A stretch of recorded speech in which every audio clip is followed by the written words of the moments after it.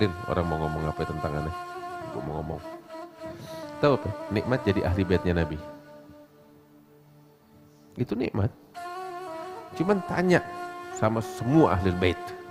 Ada gak di antara kita nih ahli bait Habib nih, keturunan Nabi, mesen nama Allah, ya Rabb, saya kalau lahir jadi cucunya Nabi ya. Ada gak? Kagak ada. Murni anugerah dari Allah. Lantas mau ngapain lo nyombongin diri? Renungin, ini nikmat dan amanat. Biarin yang gak suka mani omongan, monggo, air laut, asin, minum. Yang jelas kita pengen kasih tahu, ada nikmat dan amanat. Mestinya kita malu sama Allah. Apa ya hak saya? Saya nggak pantas dikasih nikmat, tapi Allah berkenan ngasih nikmat bakal saya. Mestinya kan kita malu sama Allah. Dan mestinya kita merenung, Allah kasih kita nikmat, apa di balik itu tujuannya? Bakal nyombongin diri, ngangkat kepala kita?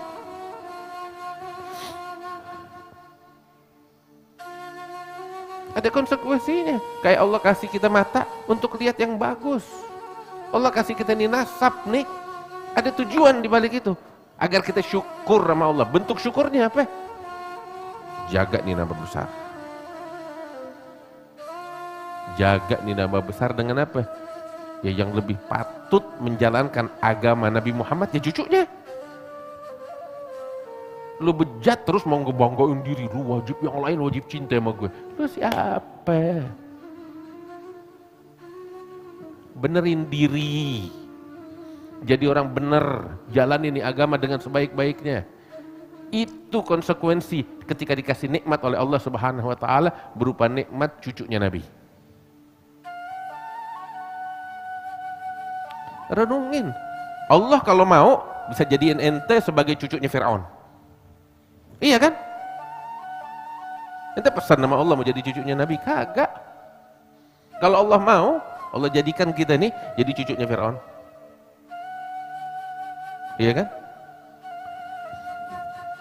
Karena itu tahu dirilah. Jangan belagu. Syukurin nikmat Allah. Dengan apa? Jalani. Cari tahu. Cari tahu, renungin. Allah kasih nikmat. Ini nikmat tanggung jawab, amanat. Cari tahu. Allah kasih nikmat nih supaya gue bikin apa?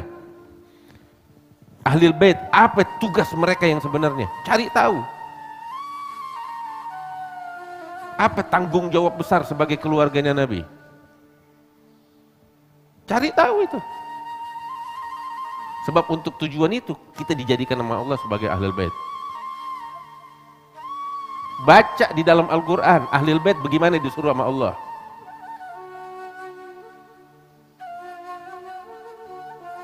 Rumahnya ahlul bait sama yang bukan ahlul bait beda. Itu Allah bilang dalam Al-Quran. Rumahnya ahlul bait yang ada zikir, yang ada fikir, yang ada ajaran Allah, bukan medsos, yang ada qiyamul lail, yang ada Al-Quran. Hadza rumahnya ahlul bait. Allah bilang dalam Al-Quran. Tuh dijadiin ahlul bait supaya begitu rumah kita, supaya begitu diri kita. Tapi kalau kita nggak begitu, dosanya 2 kali lipat, siksanya dari Allah 2 kali lipat. Benar. Apa bedanya sama Bani Israel? Baca Quran, bukan baca medsos. Cari tahu kenapa Allah jadikan ente sebagai ahlul bait. Bagaimana bentuk syukurnya sama Allah? Itu nikmat dan amanat. Lo nggak bisa syukur, nggak menjalani syukur dengan benar, ya siap-siap siksaannya 2 kali lipat. Allah bilang dalam Al-Quran, ya nisa'an Nabi, istrinya Nabi nggak tanggung-tanggung. Apalagi yang lain. Kita sama Nabi nih keturunan keberapa? 38, 39, 40, 42. Nabi Nuh anak langsung. Anaknya Nabi Nuh langsung. Ketika nggak beramal soleh, innahu laysa min ahlik, katanya Allah. Dia bukan keluargamu. Innahu amalun ghairu soleh. dia melakukan perbuatan yang tidak baik, katanya Allah. Nggak bersyukur atas nikmat, diusir. Oh, kita ahlul bait. Ada bilang, ahlul bait, tahu gak? Allah siapin bakal kita siksa yang lebih pedih dari api neraka. Baru tahu kan? Ahlul bait, wow, nikmat. Iya, tapi biar lu tahu, Allah siapin bakal kita ahlul bait siksa yang lebih pedih dari api neraka. Allah. Tahu apa? Ente melanggar perintah Allah, ente nyombongin diri, apa bedanya ente sama iblis kalau ente nyombongin diri? Ana khairun minhu, saya lebih baik dari yang lain. Na'udzubillah. Apa bedanya sama iblis? Apa bedanya sama Fir'aun? Ana rabbukumul a'la. Allah siapin bakal kita ahlul bait siksa yang lebih pedih dari api neraka. Tahu apa? Kalau kita ngelanggar perintah Allah, kita membangkang dari ajaran Allah, kita menyombongkan diri kita kepada Allah di atas manusia sekalian, ambil kabar, tahu siksanya apa? Ente hari kiamat mau ngadap Nabi Muhammad dengan kelakuan begitu, bagaimana tuh? Punya muka ngadap sama Nabi Muhammad, tuh siksa lebih pedih. Sekalipun lo masuk surga, berani ngadap sama Nabi dengan muka kayak begitu? Kagak enak. Kayak apa tahu?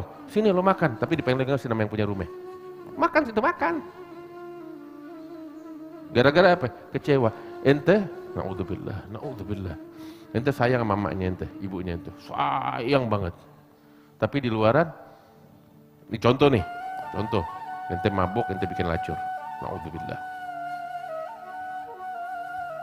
Orang tua ente yang ente sayangin, ibu ente yang ente sayangin, nggak tahu. Tahu ada orang bilang, gua aduin kepada, jangan. Lo bunuh gue nggak apa-apa, yang penting emak gue jangan tahu. Kalau nggak dia kecewa, hancur hatinya. Mendingan gue mati daripada emak gue sakit hati. Kan gitu. Nah, itu tuh siksa yang lebih pedih dari api neraka. Mendingan orang dibakar di api neraka daripada Rasulullah kecewa. Mau ngadep Sayyidah Fatimah bagaimana? Mau ngadep Sayyidatuna Khadijah bagaimana? Mau ngadep Rasulullah bagaimana? Berlumuran dosa. Wallah berlumuran dosa. Ada ahlul bait. Lo siap ngadepin Nabi dengan dosa, dengan pakaian udah berlumuran dosa. Siap ngadep Nabi, punya muka. Siap ngelihat Nabi kecewa sama kita. Tuh, kekecewaan Rasul lebih dahsyat dari siksa api neraka. Ya kalau ente punya akal dan iman. Cuman kalau kita ngerenung nih nikmat, ya Allah saya dikasih nikmat sebagai ahlul bait, anugerah dari Allah. Renungin tuh nikmat, baru kita bisa syukur sama Allah. Ini enggak.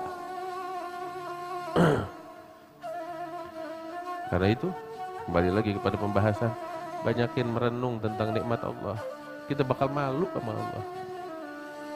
Kita nggak bisa syukur sama Allah, benar. Ini cuman kalau hati udah ditutup sama Allah mau bagaimana? Hati ahlul bait. Kalau ditutup sama Allah, lo rugi dunia akhirat. Bikin malu. Bikin malu. Allah.